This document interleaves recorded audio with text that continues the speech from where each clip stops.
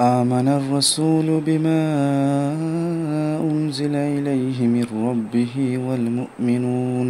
তো বাজে সকাল 10টা, আম্মুর সাথে রেডি হয়ে জাঁকজমকভাবে রওনা দিচ্ছি বাজারের উদ্দেশ্যে। আমাদের বাজারটার নাম হলো বি ব্লক বাজার। তো বের হয়ে অটো খুঁজতে ধরলাম, এদিক ওদিক তাকাচ্ছি। তা আম্মু বলল, শোন, আমাদের পরিচিত একটা অটোওয়ালা আছে, ওটাতে করে আমরা যাব। ঠিক আছে। আমার আসলে বাজারে যাওয়ার একটাই উদ্দেশ্য, সেটা হলো আমার 6 বছরের পুরনো যে রূপোর আংটিটা রয়েছে, রূপার আংটি, আসলে কলকাতায় অ্যাক্সিডেন্টে চলে গেছি, রূপার আংটিটা আছে, সেটা কোনো কারণে বাঁকা হয়ে গেছে। সেটাই ঠিক করতে যাওয়া আমার একমাত্র উদ্দেশ্য। এরপর একটা শপিং মলে ঢুকলাম, ঢোকার পরে আম্মুর পিছে পিছে বাস্কেট নিয়ে ঘুরতেছি। ভাবলাম আম্মু প্রচুর শপিং করবে দাদা, কিন্তু যতই সময় যায় আমার ধৈর্যের বাঁধটা ভাঙতে শুরু করে। আমার ধৈর্যের বাঁধ যদি একবার ভাঙে, সেটা কিন্তু আবার জোড়া লাগানো খুব মুশকিল দাদা। তো এদিকে আম্মু খালি জিনিস দেখেই যাচ্ছে, কিছুই বুঝতেছি না ভাই, কিছুই তো ঝুড়িতেও রাখে না। ইচ্ছা করতেছে হাতের ঝুড়িটা কিনেই বাসায় নিয়ে চলে যাই। তো রাগ করে বের হতে ধরে মনে হলো যে না, আমার একমাত্র আম্মু, রাগ করে লাভ নাই, যাই আম্মুর কাছেই যাই। কিন্তু গিয়ে দেখি, ও মা, আম্মু কই, চিনাই যাচ্ছে না।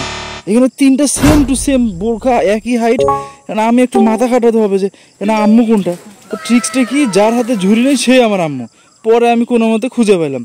তারপর ভাবলাম যে আর দূরে দূরে যাওয়া যাবে না, কাছেই থাকি। তা হুট করে ছোটোবেলার এক কথা মনে পড়ে গেল, এই মোমের কালার আর যে পেন্সিল দেখতেছেন এইগুলো দেখে, মানে যখন নার্সারি কেজিতে পড়তাম না, তখন আমি ইউজ করতাম এইসব। তো এখন সুতা ধরে মনে করেন যদি একটু টান দেন না, টান দিলে কাগজ আসবে, কাগজগুলো ঘুরে ঘুরে খুললে আপনার কালার বের হয়ে আসবে। তো যাই হোক, এদিকে মনোযোগ দিলে হবে না, আম্মুর সাথেও থাকতে হবে। এরপর আম্মু বলল, দেখ তো এটা কি মিষ্টি চানাচুর না ঝাল চানাচুর, কিন্তু না খেয়ে বলবো কিভাবে। তো ভাই আমিও কি কম চালাক, লেখা দেখা শুরু করলাম যে কই লেখা, এটা মিষ্টি না ঝাল। ও মা, লেখাও কমা নাই, তখন কি উত্তর দেই। তো ট্রিক্স খাটে আম্মু করলাম, আপনার কোনটা লাগবে। আম্মু করলে আমার তো লাগবে মিষ্টি।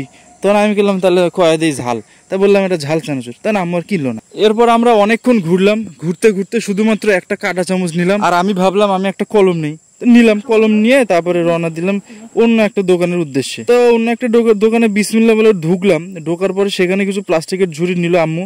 তো সেটা মনে করেন বাসায় 30-40টা অলরেডি আসেই, এটা মনে হয় 41 নম্বর ঝুড়ি। তা আমি এদিক ওদিক তাকাতে লাগলাম আর ভাবতে লাগলাম, শালা আমার কাজটা তো এখনো হলো না, আমি আমার আংটি কখন ঠিক করব। ওদিকে প্লাস্টিকের দোকান থেকে বের হয়ে আম্মু দেখি আবার কাপড়ের দোকানে 30-40 সেকেন্ডের জন্য দাঁড়ালো। অ্যাট লাস্ট আমি এত খুশি হলাম যে আমার কাজের জন্য, আমার আংটি সোজা করার জন্য আমরা সোনার দোকানে ঢুকে পড়ছি। ও ভাই, আংটি সোজা করা শুরু হলো। গোল লোহার একটা কিসের ভেতর জন্য আংটি ঢুকাই দিল, দিয়ে কাঠের ছোট্ট একটা কিউট হাতুড়িতে বাড়ি দিতে শুরু করলো। বাড়ি দিয়ে আস্তে আস্তে করে আংটিটা বড় করলো, সোজা করলো।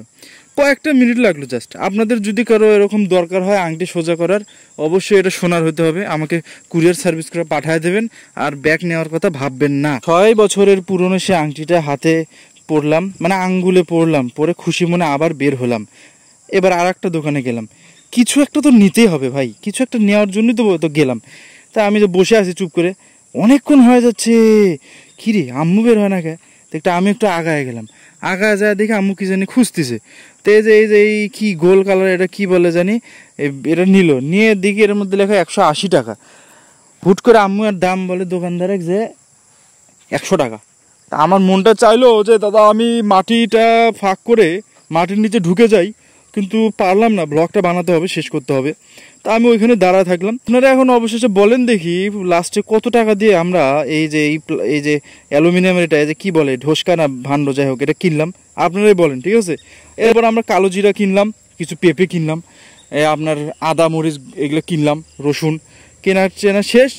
এরপরে আমরা আবার সিএনজিতে করে উঠে এই যে বাসায় চলে আসলাম। লাস্ট আমি বাসায় চলে আসলাম বাসায়। আগামীকাল আমি রংপুর চলে যাব। আজকে আমার বগুড়ায় লাস্ট ব্লগ।